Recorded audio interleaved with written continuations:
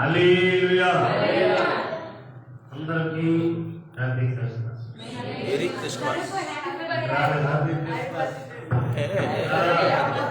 Birthday. Happy birthday. Happy birthday. బోరా యేసు ప్రభువుకి హ్యాపీ బర్త్డే. బోరా వాక్యంలో చదవాలంటే 10 నిమిషాలు దేవుని వాక్యాన్ని ధ్యానించుకుందాం.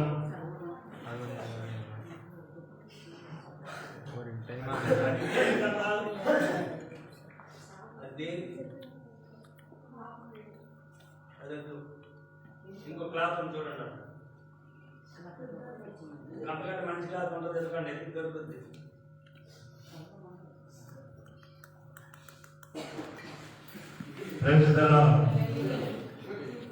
మంచిది. కొన్ని కార్యక్రమాలు ఉన్నాయి. సండే స్కూల్ పిల్లలు తర్వాత పెద్దలు కూడా ఉన్నాయి. వీటిని సంవత్సరానికి ఒకసారి మీ అందరికీ కూడా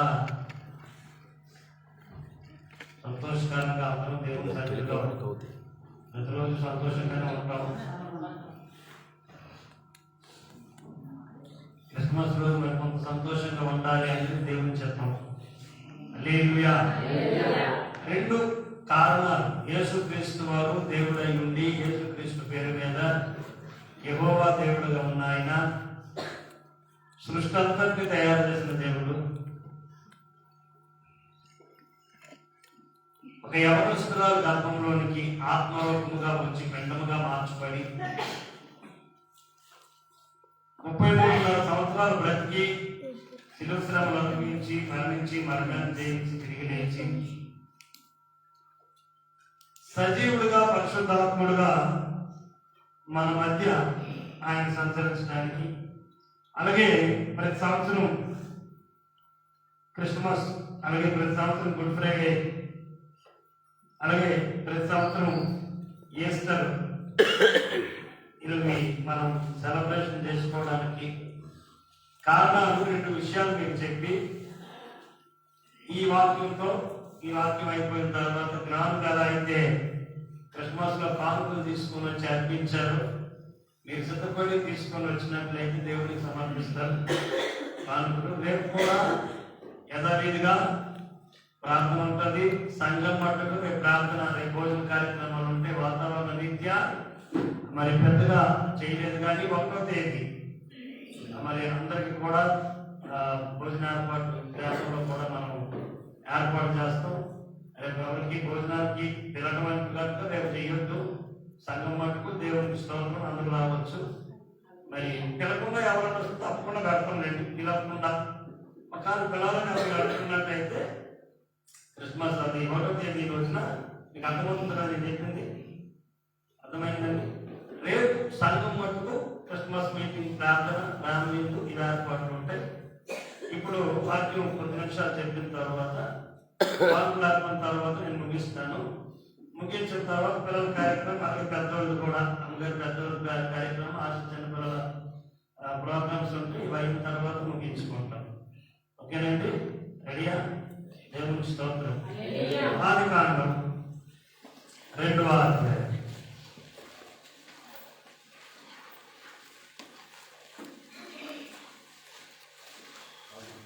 ఆదికాండం 2వ అధ్యాయం 15వ వచనం నుండి మొదటి కారణం మీకు చెబుతున్నా. దేవుడైన యెహోవా నరుని తీసుకొని ఏదైనా తోటను సేద్యపరచుటకును దాన్ని కాచుటకును దానిలో ఉంచెను. మరియు దేవుడైన యెహోవా ఈ తోటలో ఉన్న ప్రతి వృక్ష ఫలమును నీవు నిరభ్యంతరంగా తినవచ్చును, అయితే మంచి చెట్లు తెలివినించి వృక్ష ఫలములను తినకూడదు. నీవు వాటిని తినిన దినం నా నిశ్చయంగా చచ్చిపోయింది నరునికి ఆజ్ఞాపించను. దేవునికి స్తోత్రం. హల్లెలూయా. మొదటి కారణం, నేల నుండి దేవుడు నరులను తయారు చేసిన విధానం ఇక్కడ రాయబడింది. వారు తినడానికి, త్రాగటానికి జీవాహారము, జలము ఒక నదిలో నుండి 4 పాయం చేసి 4 నదులుగా ఒక నదిని తయారు చేసి ఆ 4 నదులు కూడా ఏదేపు తొలగడానికి ఏర్పాటు చేశాడని లేఖనాలు రాయబడతాయి. దేవునికి స్తోత్రం. సేద్యపరచడానికి సేద్యగానిగా ఎవరినైనా ఉంచాలనుకొని తన నామంలో తన రూపంలో తనలాగా ఉంటున్న ఒక నరుని, ఒక రూపాన్ని, ఒక ఆకారాన్ని తయారు చేద్దాం అనుకున్నాడు దేవుడు. అలాగే చేశాడు. జీవవాయువును ఊదాడు. జీవాత్మగా నరుడు జీవించు ఆత్మగా మార్చుకున్నాడు. వారికి ఒక్కడగా ఉంటే సరైన సహకారం జంతువుల వలన మనిషికి కలగదు కనుక తనలాంటి రూపాన్ని తనలో నుండే చేద్దామని మళ్ళీ మట్టి తీసి మళ్ళా రూపాన్ని చేసి అలా చేయగా దేవునిలో నుండి నరుని చేశాడు. నరుని యొక్క స్ట్రక్చర్ అంతా ఎక్కడుందంటే నరుని నిర్మాణం దేవునిలో ఉంది. నరుడు మట్టి మనిషిగా తయారు కాకముందు ఆ రూపం ఎక్కడుందండి? దేవుని మైండ్ లో ఉంది. ఈ డిజైన్ నేను ఇలా ఉన్నాను కనుక ఈ రూపాన్ని నేను తయారు చేస్తాను అనుకుని దేవుడు ఫిక్స్ అయ్యి ఒక రూపాన్ని, ఒక ఆకారాన్ని తయారు చేసి ఆ రూపానికి జీవాన్ని ఇచ్చి ఆ జీవము కలిగినటువంటి మనుషునికి నరులను వెలిపెట్టి ఆ నరునికి ఒక సహాయం కావాలని ఆ నరుల నుండి ఒక నరుని సేమ్ ఒక్కలా ఉండకుండా కొంచెం డిఫరెంట్ గా, పురుషుని వల్ల కాదు కొంచెం డిఫరెంట్ గా ఒక ఆకారాన్ని చూసి మళ్ళీ ఆ ఆకారానికి దేవుడే జీవవాయువును ఊది తన నుండి తీసినటువంటి ఆమెకి వారికి ఈ తోట చెట్లలో ఉన్న ప్రతి ఫలాన్ని తినొచ్చు. నా మాట మీరు వింటారో లేదని చెక్ చేయడం కోసం ఇదిగో అక్కడ ఒక చిత్రమైన చెట్టు ఉంది. దేవుని స్తోత్రం. హల్లెలూయా. ఒక చిత్రమైన చెట్టు ఉంది చూసారా? ఇటు చూసినా అలా గట్టిగా చదువుతుంటారు. ఇటు వెంట్రా ఇటు చూడు మరి ఇలాగే అటు చదువుతుంటారు. ఎందుకు? మీ దృష్టి అంతా దాకా దానికి జీవం దాకా చేసి నవ్వుకు దాకా చదువుతాం. ఏం చేయాలి? జీవం దాకా చేయాలని చూసారు మేము. అలా వద్దా కొన్ని రోజులు చూసిందా? ఒక ఇంటికా చూడండి. ఆ చెట్టు కదా ఎంత గొప్పదంటే నీకు ఈ క్రిస్మస్ గురించి చెప్పినప్పుడు దాని దగ్గరికి వెళ్దాం. కొంచెం శ్రద్ధగానే దేవుని మాట దృష్టి పెట్టాలి. ఇక్కడ ఒక్క అన్ని జంతువుల్లో కూడా సర్పము అనేటటువంటి ఒక జంతువు కొంచెం తెలివైనటువంటి జంతువు అన్న. అది దేవుడు ఆదాంకి ఏ భాష ఇచ్చాడో, దేవుడు ఆదాంతో మాట్లాడే భాష ఏ భాష మనకైతే తెలియదు, కానీ అదే భాషతో సాతాను కూడా అవతో మాట్లాడడం అనేది జరిగింది. ఇప్పుడు వాడు వచ్చిన తరువాత ఏ చెట్ల ఫలాలైతే తినొద్దు, ఇది మీకు టెస్ట్, నువ్వేదైనా చెయ్యి, ఇది కమాండ్మెంట్, ఇది ఆజ్ఞ, ఇది నువ్వు చేయకూడదు అన్నటువంటి దాన్ని ఎంతవరకు వింటాడా అంతవరకు మహిమ కలిగిన మనుషులుగానే వారు ఉన్నారు. దేవుని మాట, దైవజనుల మాట ఎంత కాలం వింటావో అంతకాలం దేవుడిని ఆశీర్వాదకరంగా నడిపిస్తాడు. ఈ 2 ట్రాక్స్ దాటిపోతావో, ఎప్పుడైతే దేవుని మాట దాటిపోయేటప్పుడు సింపుల్ గా పాస్ట్కి అర్థమైపోతుంది. దేవుని మాట దాటిపోయాడు, నా మాట ఎండుకు వాసి ఇదంత అర్థమైపోతుంది దైవజనుడికి. నా మాట విధిగా ఉంటుంది అనక్కర్లా. ఒకసారి దైవజనుడు చెప్పిన తర్వాత దావతాను అరగదావతాను అనుకుంటే ఇక దైవజనుడు ధృవీకరించినట్టు కాదు అక్కడ దేవుని అంతే. ఆమె అప్పుడు దైవజనుడికి ఏమర్థం అవుతుందంటే ఈ దైవజనుడు పక్కన ఇంటి పక్కనంటే హల్లెలూయా. ఇప్పుడు రెండో వ్యక్తి ఎవరు?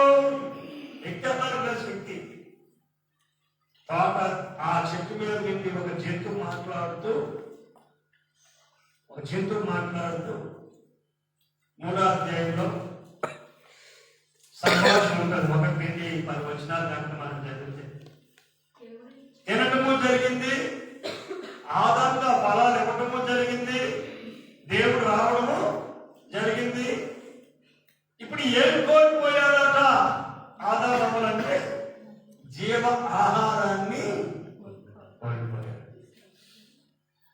జీవ ఆహారాన్ని కోల్పోయారు. ఇది మొదటి పాయింట్. ఏం కోల్పోయారంటే జీవాహారాన్ని కోల్పోయారు. దేవుడి ఉద్దేశం ఏంటట? జీవాహారము వీళ్ళకి నేను ఎలాగైనా పెట్టాను. యోహాను సువార్త 6వ అధ్యాయంలో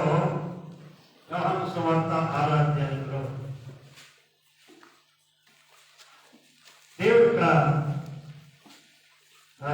32 నుండి 35వ వచనం వరకు 32 నుండి కాబట్టి యేసు పరలోకం నుండి వచ్చే ఆహారము పరలోకం నుండి వచ్చి మీరు 6వ అధ్యాయం 32 నుండి చదువుతున్నారు. యోహాను సువార్త గుర్తుపెట్టింది. యోహాను సువార్త కాబట్టి యేసు పోల్చు పని ఎవరు పోలు మారట్లేదు, వాక్యం అయిపోతారు.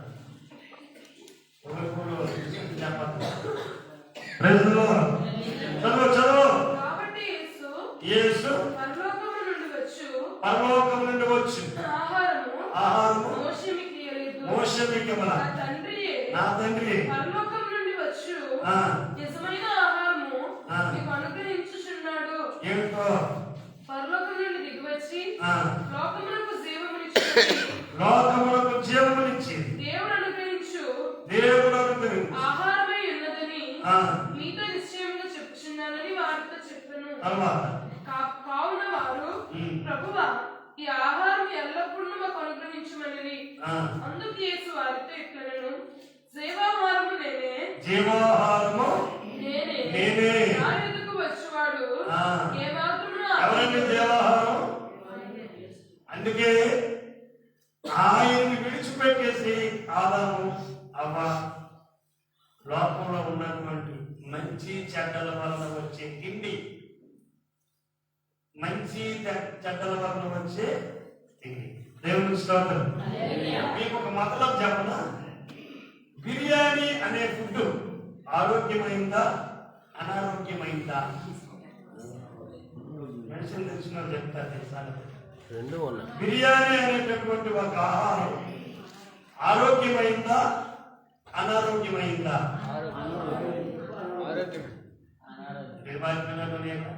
సరే, మొట్టమొదట ఆరోగ్యమైంది అన్న చేద్దండి.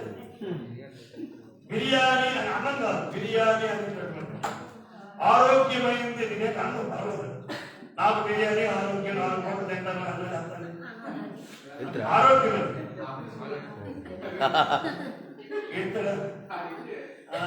అందుకని మాట్లాడితే గుస్తు చూడాలి, అంత ఆరోగ్యకరంగా తింటాడు. అది పక్కన నిలబడి ఫోన్ చూసుకుంటూ చూడాలి. అందుకని నేను చెప్తున్నాడు కదా మాగిదాన్ని. కానీ కరోనాలో ఎక్కువ మంది ఏం చేయమని చెప్పారు? కరోనా మంచిదే చెప్తారు, అది జబ్బు వచ్చింది, ఇదే ఆరోగ్యం ఇచ్చింది, ఇదే ఆహారం జబ్బు వచ్చింది. ఇప్పుడు దానికి ఏం చేశారంటే ఆ కోడికి దీన్ని డీకోడ్ చేశారు. అది పోవాలంటే మీరు దీన్ని తినాలి అన్నారు. ఏ కరోనా ఆసుపత్రిలో కూడా ఫుడ్ మెనూలో 3 పూటలు ఏం పెట్టారండి? బిర్యానీ, ఫ్రైడ్ రైస్, చికెన్ ఇదే పెట్టారు. న్యూస్ వస్తుంది కదా, బిర్యానీ అది అలవాటు అయిపోయి ఎక్కడ చూసిన హోటల్లో లేదు. ఇప్పుడు బిర్యానీ పాయింట్, రెస్టారెంట్ ఏ మనుషుని చూడండి గుసుకొట్టేస్తున్నాడు. ఫుల్గా ఎందుకంటే అంటే జబ్బు తగ్గడానికి జబ్బు అన్నాము అలవాటు. ఆగిన అంతకుముందు బిర్యానీ నిదానంగా సందర్భానుసారంగా ఎప్పుడో మనుషులు ఇప్పుడు ఏమి లేకపోతే ఏమి లేదు. బిర్యానీ తాను పెట్టిన చిన్నది మూసి పెడితే బిర్యానీ. అది మంచి శాఖ తెలివించింది. చుట్టాలు కానీ కాదే, పెళ్లి కాదే, తాళం కాదే, అన్నింటి కాదే. పులిహోర పూరి ఎక్కడంటే ఎందుకు 4 భూములు ఉన్నది కూడా పులిహోర భూమి ఆ పూరి ఉంటుంది. తర్వాత దాని టేస్ట్ లేదు. ఇక బిర్యానీ బోర్ కొడుతూ దానికి ఇంకేదో పేరు వేస్తారు. అన్ని గుర్తెట్టుకుంటే ఆ అన్నం వచ్చిందే. పసుపు కలిపిన, నిమ్మకాయలు కలిపిన, చింతపండు కలిపిన, మసాలా కలిపిన ఒకటి మాత్రం మారదు. అన్నానికి వేసిన రంగులు అన్ని దేవునికి స్తోత్రం. కంటెంట్ మర్చిపోకూడదు. దేవుని దగ్గర దేవుని మాటలు దాటిస్తే వ్యాధి జబ్బు, మళ్ళీ దేవుని మాట వలనే దానికి స్వస్థత. దేవుని స్తోత్రం. దేవుని మాట దాటిపోవటం వల్ల ఏమొచ్చిందంటే తృణీకారం వచ్చింది. మళ్ళా దేవుని మాటనే అంగీకరిస్తే అంగీకారం స్వస్థత. మీ అర్థమైంది మాట. ఫస్ట్ పాయింట్ లో దేవుని మాటను తృణీకరించి జీవాహారాన్ని పోగొట్టుకున్న మనిషి యేసుక్రీస్తు మాట విని నా శరీరం తిని నా రక్తము త్రాగువారే నిత్య జీవం కలవారు, అంత్య దినమైన వారిని లేఖనం చెప్పిన ఆ శిలువ దగ్గరికి, ఆ జీవాహారం దగ్గరికి, ఆ రక్తం దగ్గరికి వస్తే మరలా ఏ జీవాహారం ఎందుకంటాడు? జయించువానికి నేను, ప్రకటన గ్రంథంలో చెప్తాడు, జయించిన వారికి నేను జీవవృక్ష ఫలములను భుజింపనిత్తును. దేవుని స్తోత్రం. యేసు ప్రభువారు దేవుడై ఉండి దేవునికి కుమారుడుగాను జగత్ రక్షకుడుగాను భూమి మీదకి రావడానికి కారణం మానవ వారి చెడిపోయిన మానవ జాతి తినేటటువంటి మరణాహారం, మరణజలం. మరణాహారము కూల్ డ్రింక్ చుట్టాలు కానీ ఉపయోగిస్తారు. అది జబ్బా కాదా? బిర్యానీ చుట్టాలు కానీ ఉపయోగిస్తారు. జబ్బా కాదా? గ్యారెంటీ. నాలుగు రెండు కలిపి నాకు మరీ ఎక్కువ తెలుసు. ఇన్ని దినముల నుంచి యముగా సత్యదవా లేదా? సత్యదవు తింటాను. హల్లెలూయా. ఏమవుతావో తెలియదు.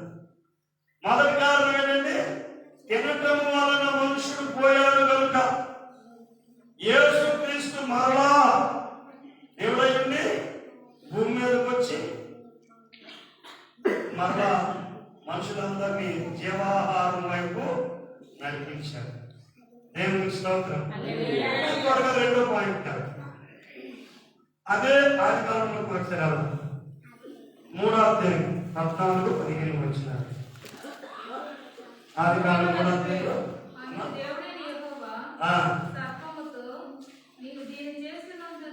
నీవు దేని తరపు చూసారు మీరు? 3వ అధ్యాయం 14-15 వచ్చినారు. చదవండి. నీవు దీనిని చేసినది ఇదంతా ఏంటది? మోసం అంతా నువ్వు చేసినావు కనుక పశువులన్నిటిలో, భూజంతువులన్నిటిలో నీవు శపించబడిన దానివై, నువ్వు కడుపుతో ప్రాకుతూ నీవు బ్రతుకు దినములన్నీ మన్ను తింటావు. నీకును స్త్రీకిని నీ సంతానమునకును ఆమె సంతానమునకును వైరము కలుగుతారు. ఆ స్త్రీ సంతానం తల మీద కొడుతుంది. నువ్వు తల ఎత్తలేవు కాబట్టి అప్పుడు తల మీదే కొడతాము. ఇది దేవుడే వారు చెప్పాడు. ఇప్పుడు ఏ సంతానమై వస్తే మరణాన్ని జయింపజేయాలి, మరణ భయం లేకుండా చేయాలి. ఇప్పుడు నిశ్చయముగా ఈ పండు తిని దినమున నీవు సత్యదము అని దేవుడు అక్కడ చెప్పాడు. ఆధారంతో మరణము అనే మాట అంతకు ముందు లేదు. సమస్తాన్ని పుట్టించిన తర్వాత ఇది మంచిది అని చెప్పుకొచ్చిన దేవుడు ఈ పండు తిని, ఈ చెట్ల ఫలములను తిని దినమున నిశ్చయముగా నువ్వు సత్యదవు అని ఆ మాట దేవుడు నోటింటే వచ్చింది కనుక దేవుడే భూమికి వచ్చి మనిషిగా పుట్టి చాలా మంచి వచ్చింది. మన పాయింట్ ఏం దేవుడి కోసం అంట? మరణాహారం మరణ జలం తిని మరణిస్తూ ఉన్నాడు. ఇప్పుడు మరణించేటటువంటి మనిషి నరకానికి పోతున్నాడు. నరకానికి పోకుండా జీవింపజేసి జీవాహారం తిని జీవము కలిగినటువంటి రాజ్యంలోనికి వెళ్ళాలి. అదొక పెద్ద ప్రాజెక్ట్. ప్రపంచంలో దేవుడని పిలవబడిన ఎవడో చేయాలి.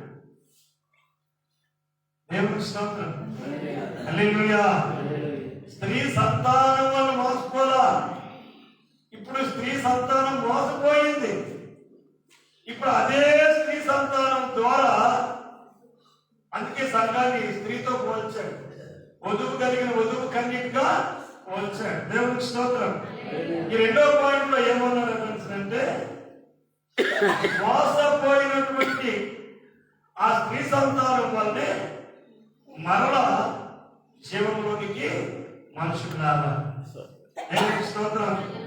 సమాజం అంతా ఇప్పుడు సాతాన్ని ఎక్కడ పెట్టాలంటే నెత్తి మీద ఎక్కువ తిరుగుతున్నారు, మెడ చుట్టూ తిరుగుతున్నారు, నెత్తిన పెట్టి తిరుగుతున్నారు. ఐగుప్తు ఆరాధన కోణం, ఈజిప్షియన్ ఆరాధన అంతా ఏంటంటే సర్పాన్ని ఆరాధన చేస్తారు. వారు కిరీటాల మీద ఉంది పామే. అలాగే పాములు పెంచమనంటే పెంచరు, కొట్టరు, సంపరు, కొట్టరు. దేవుడికి స్తోత్రం. ఐగుప్తు దేశంలో పాము తాలూకా విషానికి ఎంత రేటు ఉంటుందో తెలిసిన? విషానికి చాలా రేటు. కాబట్టి మెడిసిన్ చేస్తాడు, దానితో చేస్తాడు తెలియదు. కానీ దేవుడు ఏమంటున్నాడంటే, ఆ సర్పపు క్రియలు, పాము వలన పాపం వచ్చింది, పాము క్రియలే పాపపు క్రియలు. దేవుడికి స్తోత్రం. మోసము, నాశనము ఇవన్నీ అక్కడి నుండి వచ్చేయండి. పాము పాడు చేసింది, పాపం పెరిగింది. ఇప్పుడు ఆ పాము క్రియలు పాడు చేయడానికి మీకు కొన్ని లేఖనాలు చూపించి నేను ముందుగా ముగిస్తాను. చూడండి ఒకసారి అపోస్తలుల కార్యాలు, 1 యోహాను పత్రిక 3వ అధ్యాయం 12వ వచనం. కయ్యను వంటి వారమై ఉండరాదు. మనము కయ్యను వంటి వారమై ఉండరాదు. కయ్యను వంటి వారమై ఉండరాదు. వాడు దుష్టుని సంబంధి అయి, వాడు ఎవరి సంబంధి అయి? కయ్యను దుష్టుని సంబంధి అయి, దుష్టుని సంబంధి అయి తన సహోదరుని చంపెను. సహోదరుని చంపాడు. వాడు అతనిని ఎందుకు చంపెను? ఎందుకు చంపాడు? క్రియలు చెడ్డవియు. చూడండి, వాక్యాన్ని చూడండి. అపోస్తలుల కార్యాలు 1 యోహాను 3వ అధ్యాయం 12. ఇప్పుడు యేసుక్రీస్తు వారు ఇక్కడ ఈ పత్రికలో ఒక మాట రాయించారు. కయీను హేబెలుని ఎందుకు చంపెను అని చెప్పి అక్కడ ఆన్సర్ చెప్పాడు ఆయన. తన క్రియలు చెడ్డవియు, తన క్రియలు చెడ్డవి, తన సహోదరుని క్రియలు నీతి గలవనై ఉండని, తన సహోదరుని క్రియలు నీతి గలవనై ఉండని కనుకనే కదా. ఇదేనండి సర్వ క్రియలు. ఇప్పుడు ఆడు బాగుంటే ఈడు కూడా పక్కనోడు, అది తమ్ముడైనా అన్నైనా చుట్టుకోడైనా పక్కింటోడైనా ఈడు బాగా కనబడితే ఆయనకు వచ్చేదేగా. ఎక్కడ లేని విషయం వచ్చేస్తుంది. ఎలాగైనా ఒక అన్నదమ్ములు లేకపోతే రావిడైనా వచ్చేస్తాడు విషయం. అందుకే ఇక్కడ 12వ వచనంలో ఏం చేస్తాడంటే, 12 చదివితే తన క్రియలు చెడ్డవి. తన సహోదరుని క్రియలు. కయ్యను ఎవరి సంబంధి అట? దుష్టుని సంబంధి. దుష్టుని సంబంధి. అలాగే పాపం ఉంటాడని చెప్పడం వాక్యం వల్ల లేదు. కానీ పాపం క్రియలు పాముల నుంచి వచ్చాయి కాబట్టి అదే పాముల నుండి వచ్చిన క్రియలు ఈ కయ్యంలో కనబడుతున్నాయి. కయ్యంలో అవి కనబడుతున్నాయి. హేబెలులో దేవుడి క్రియలు సమర్పణమైనటువంటి త్యాగమైనటువంటి కనబడుతున్నాయి. దేవుడి స్తోత్రం. హల్లెలూయా. తర్వాత ఏం చెప్పాడమ్మా? సహోదరులారా, లోకం మిమ్మల్ని ద్వేషించే యెడల, లోకం మిమ్మల్ని ద్వేషిస్తే ఆశ్చర్యపరకుడి, కంగారు పడి ఆశ్చర్యపడు. మనము సహోదరులను ప్రేమించున్నాము కనుక. మనము సహోదరులను ప్రేమిస్తున్నాం. అమ్మా కొంచెం టీ పెట్టండి, టీ పెట్టాలి. త్వరగానే ముగిస్తున్నాను. 2-3 విషయాలు. మనం సహోదరులను ప్రేమించున్నాం కనుక మరణంలో నుండి జీవంలోనికి దాటి ఉన్నామని మరణములో నుండి జీవంలోనికి దాటి ఉన్నామని జీవంలోనికి దాటి ఉన్న యేసు ప్రభు నమ్ముకున్న చర్చికి వెళ్తున్నాం, దేవుని మాట్లాడుతున్నాం. హల్లెలూయా. నువ్వు ప్రభు పిలిచాడంటే హ్యాపీగా వెళ్ళిపోవచ్చు. దేవుని స్తోత్రం. హల్లెలూయా. భూమి మీద నీవే చేసుకున్నా మనం అంటారు కదా, పలానా దెయ్యమై పుట్టాడు. దెయ్యమై పుట్టడు కాదు, దెయ్యం వీడి మీదకి వచ్చిందా? ఎవరు దెయ్యమై పుట్టడు కదా, కానీ దెయ్యము అలాంటి పేరు పెట్టుకుని వస్తుంది. అది ఎవరట? తృణీకరించబడి నరకం చేసిన దేవతలు. దేవుడి క్రియలు చెడ్డవి అని అతమానం. దేవుడి క్రియలు చెడ్డవి, దేవుడి క్రియలు చెడ్డవి అని సాతాను ఏం చేస్తుంటాడండి? జనం చెప్తుంటాడు. కానీ దేవుడి క్రియలు మంచిది అని ఎవరు చెప్తారండి? దేవుడి పిల్లలే యెహోవా ఉత్తముడని రుచి చూచి తెలుసుకోండి అని దేవుడి వాక్యము చెప్తా ఉంటాడు. అందుకే దేవుడు సాతాన్ని ఎక్కడ పెట్టాలనుకుంటున్నాడట అంటే, చూడండి మీకు ఆ లేఖనం చూపిస్తున్నాను. రోమపత్రిక 16:20 వచ్చు. రోమపత్రిక 16:20. సమాధానకర్త దేవుడు సాతాను మీ కాలు కింద శీఘ్రంగా మీ కాలు కింద శీఘ్రంగా చితుక త్రొక్కించెను. మన ప్రభువైన యేసుక్రీస్తు కృప మీకు తోడైయుండును గాక. ఇది ఈ కారణాలు. మొదటిది జీవాహారాన్ని కోల్పోయాడు మనిషి, ఇక మరణాహారం తింటున్నాడు. ఇన్ని 3 గంటలు గ్యారెంటీ, కొంతమందికి 2 గంటలే, ఇంకొంతమంది గంటన్నర ఆడారు. Fast digestion. గంటలు అప్లోడ్ అయిపోతే మళ్ళీ రెడీ అయిపోతాయి. ఇదంతా అవం తినేసింది, తర్వాత అవి తినేసాడు, తర్వాత ఆహారం తినేసింది. ఇది కాకుండా నా శరీరము నిజమైన ఆహారము, నా రక్తము నిజమైన ఆహారం, ఇది తిను పర్వతంలో ఉంటాడు అని చెప్పడానికి భూమి మీదకి ఆయన పశువుల తొట్టులోకి వచ్చాడు. దేవుని స్తోత్రం. ఇక 2వ పాయింట్, మరణము అనే మాట దేవుని నోటి నుండి వచ్చింది కనుక దానికి ఆయన బాధ్యుడు. దానికి బాధ్యుడు. జీవానికి ఎలాగైతే ఆయన బాధ్యుడో, మరణం అనే మాట ఆయన నుండే వచ్చింది కనుక ఆ మరణ వేదన తానే శరీరం ధరించి, శరీరం మీద మరణ వేదనను అనుభవించి, మరణాన్ని జయించి తిరిగి లేచాడు. క్రిస్మస్ అండ్ ఇంకో మాట గుడ్ ఫ్రైడే, ఈస్టర్ అంటారు. ఎందుకంటే మరణం ఫలాన్ని నాశనం చేసి జీవంలో శక్తిని తీసుకొచ్చి ప్రజలకు చూపించాడు. అందుకే భక్తులు ఏమంటారంటే, మేము పునరుత్థానుడైన క్రీస్తుని ప్రకటించుచున్నాము. ఎందుకంటే సిలువ వేయబడిన యేసు పాపాలన్నింటినీ కూడా తన సిలువను భరించాడు. పునరుత్థానుడిగా వచ్చిన క్రీస్తు అంటే సమాధిలో నుండి తిరిగి లేచిన క్రీస్తు పరలోకంలో నుండి దేవుని శక్తిగా పరిశుద్ధాత్మ మన మీద కొమ్మరించాడు. ఇది 2వ పాయింట్. 3వది ఏమన్నాడంటే, సాతాను నెత్తిని పెట్టుకోకూడదు, దుష్టుడి క్రియలను మొరలో పెట్టుకోకూడదు, దేవుని క్రియలు బయట రాయబడ్డాయి. గుర్తుపెట్టండి, బైబిల్ మనం బాగా చదువుకుంటే 2 మహోన్నతమైన కార్యాలు కనబడతాయి. ఒకటి దేవుడు జీవమునిచ్చే ఆశీర్వాదకరమైన కార్యాలు, 2 నరకానికి వెళ్ళేటటువంటి సాతాను యొక్క క్రియలు. ఇవి చదువుతూ కూడా నరకం వైపు, సాతాను వైపు ఉంటే దేవుడు ప్లాన్ చేస్తాడు నిన్ను ఎలాగైనా బయటికి తీయడానికి. ఈ మూడు 2 పాయింట్ల నుండి 3 విషయాలు గుర్తుపెట్టండి. పశువులు ప్రార్థించి ఇప్పుడు మీకు క్రిస్మస్ తాత్పర్యం కదా,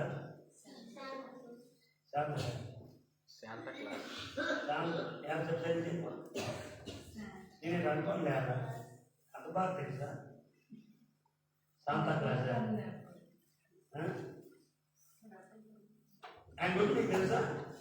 ఇప్పుడు చూడండి ఇట్లా కొన్ని ఏవో కట్టారు కదా ఈ లైట్ కాకుండాను.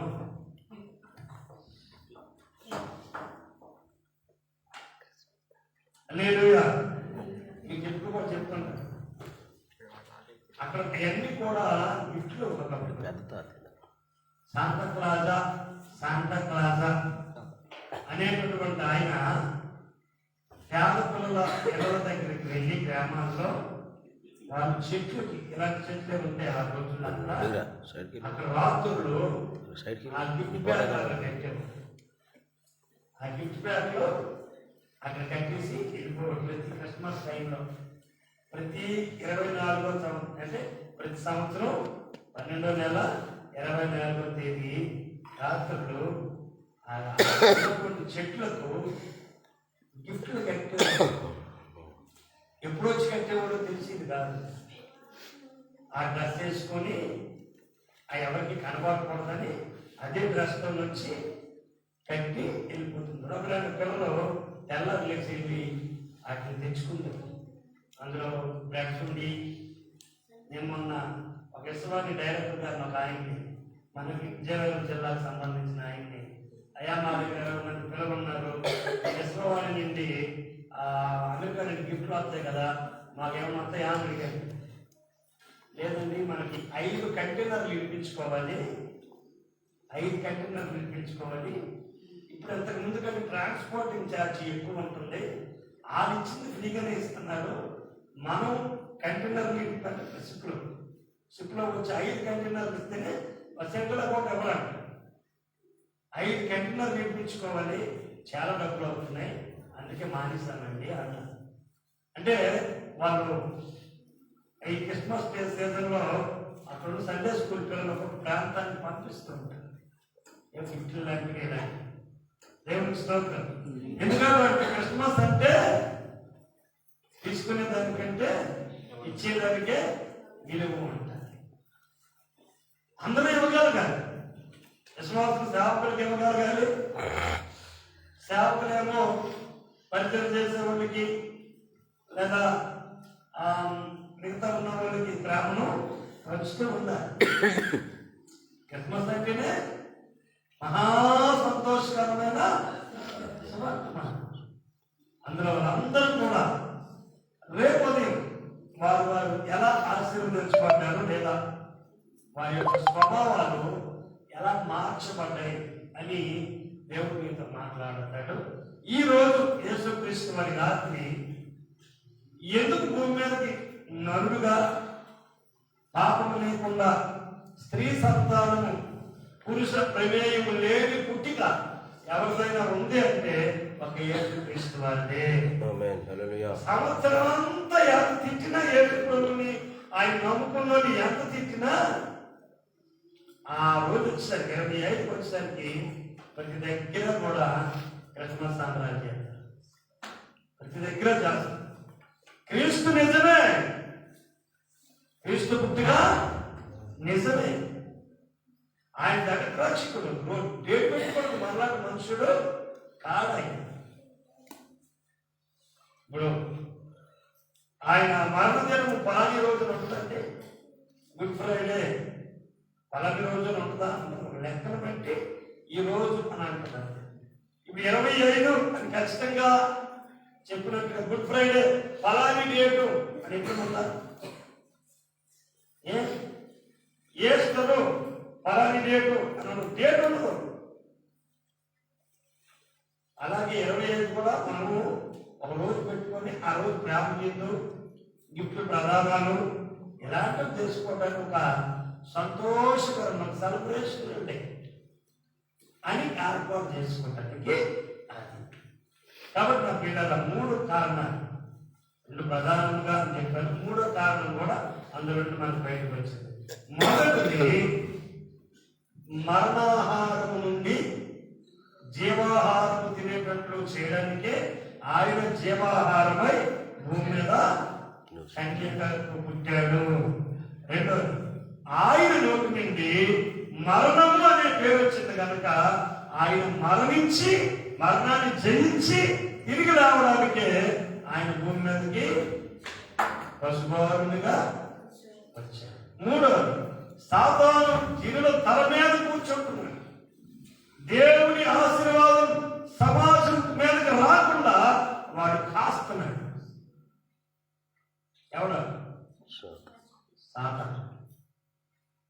దుష్టుడు ఆ ఆశీర్వాదాలు ప్రజల నెత్తుల మీదకి రాకుండా ఆపుతున్నాడు కనుక దేవుడు ఆ సాతాను తల మీద ఉన్నటువంటి కాలు కింద పెట్టి, తల మీద ఎత్తుకోవడం కాదు, నేను నీ కాలు కింద పెడతాను, కుమ్మే, నేను నిన్ను ఆశీర్వదిస్తాను అని చెప్పడానికి చేసి చూపించడానికి యేసుక్రీస్తు వారు బాలుడుగా. అందుకే ప్రజలందరికీ లోకాసు వార్త 5వ అధ్యాయంలో చెప్తాడు. 14వ వచనం అనుకుంటా. మంద కాసుకుంటుండగా చలిలో మంద కాసుకుంటుండగా దేవుని దేవునికి మహిమ దావీదు పట్టణంలో ముందు భయపడబడే ప్రజలందరికీ కలగబోవు ఆ మాట నోట్ చేసుకున్నాం. ఎందుకు ఇందులో మహాసంతోషం, మహాసంతోషం. ఆ తర్వాత ఆపి కూడా వదలలేదు అని మీకు చెప్పడానికి వచ్చాను. అక్కడ దావీదు పట్టణమందు నేడు రక్షకుడు మీ కొరకు పుట్టి ఉన్నాడు, ఈయన ప్రభువైన క్రీస్తు. ఈయన ప్రభువైన క్రీస్తు. దానికి ఇదే మీ కానవాలు. ఒక శిశువు పొత్తికొడలతో చుట్టబడి ఒక తొట్టిలో పండుకొని ఉండటం మీరు చూసేదరని వారితో చెప్పాను. వెంటనే పరలోక సైన్య సమూహము ఆ దూతతో కూడా ఉండి అక్కడ వారికి కూడా ఒక మాట చెప్పాడు. చూడండి, మీద ప్రజలందరికీ కలుగు మహా సంతోషకరమైన సువర్తమానం నేను మీకు తెలియజేస్తున్నాను. ఇంకా చదవాలి, అక్కడ మాత్రమే ఉంది. నేను మీకు చూపిస్తాను. ఎన్నో వచ్చినది మత్తయి సువార్త, లోక సువార్త 2వ అధ్యాయం. ఆ దేశంలో కొందరు గొర్రెలు కాపురులు పొలంలో ఉండి రాత్రి వేళ తమ మందను కాచుకొని చూడగా ప్రభు దూత వారి యొద్దకు వచ్చి నిలిచెను. ప్రభు మహిమ వారి చుట్టూ ప్రకాశించింది. సంతోషకరమైన సువార్తమానము. సంతోషకరమైన సువార్త ఎవరికట? ప్రజలందరికీ సంతోషం తెలియజేసేదేమో కాదు. నేను మీకు తెలియజేస్తాను, ప్రజలందరికీ సంతోషం. దాన్ని నేను మీకు అందుకోసమే ముందుగా ఒక పట్టణము కట్టబడింది. అది దావీదు పట్టణము. ఆ పట్టణములో ఒక పేరెన్నిక కలిగిన గ్రామమే అయినా అది తృణీకరించబడి ఎన్నిక లేనటువంటి గ్రామము. అందులో నుండే యేసుప్రభువు వారు మీదకి దేవుడు తీసుకుని వచ్చారు. దేవుడిగా ఆయన బయటకు వచ్చారు. కారణం ఏంటి? మొదట మరణాహారం, మరణ చేయడము అంటే శరీరాలను పాడు చేసే ఆహారం, శరీరాన్ని పాడు చేసే పానీయాన్ని మానేసి జీవవృక్షపు ఫలాలను తినడానికి, జీవాహారాన్ని తినడానికి యేసుప్రభు చెప్తారు కదా. ఆవిడకి ఏమని? నేను త్రాగువాడు మరెన్నడూ దప్పికొనడు, నేను ఇచ్చి నీరు తాగినడు మరెన్నడూ దప్పికొనడు.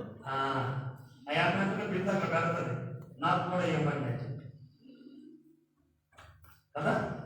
నేను ఇచ్చి నీరు తాగు అనే కడుపులో ఉండి జీవ జలనదులు అందుతాయని చెప్పాను. Praise the Lord. హల్లెలూయా. ఇది మొదటి. రెండోది, మరణాన్ని జీవముగా మార్చడానికి, నీ ఆహార పద్ధతులను మార్చడానికి. రెండు, నీ మరణాన్ని జీవముగా మార్చడానికి, నీ నరకం నుంచి మరి ఆశ్చర్యకరమైన వెలుగులోనికి పరలోకంలోనికి ఆయన నడిపించడానికి. మూడోది, నీ ఆశీర్వాదాన్ని అంతరింప చేసి నీ ఆశీర్వాదాన్ని నాశనం చేసేటటువంటి దుష్టుడిని నీ తల మీద నాశనాన్ని నీ కాళ్ళ క్రింద పెట్టి దేవుడు తన ఆశీర్వాదాన్ని నీ తల మీద పెట్టడానికి ఈ క్రిస్మస్ సెలబ్రేషన్ లో దేవునికి స్తోత్రం.